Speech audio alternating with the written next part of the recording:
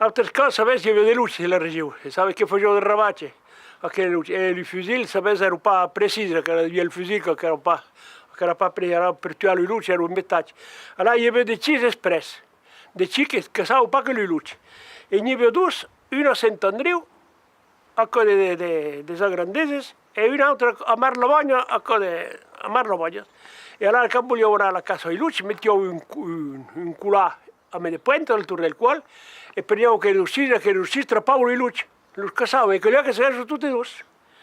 Allora un giorno avevo che riuscisse, io che si destacchetto sul, si destacchetto e partì dalla casa tu sul, se me lo avevo parlato culà, me lo tornero a vedere, lui luce lo tivero quella qui.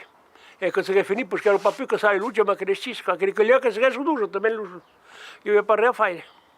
Poi il mio gran parente raccontavo cosa era la vigliata, che parlavano dei luci.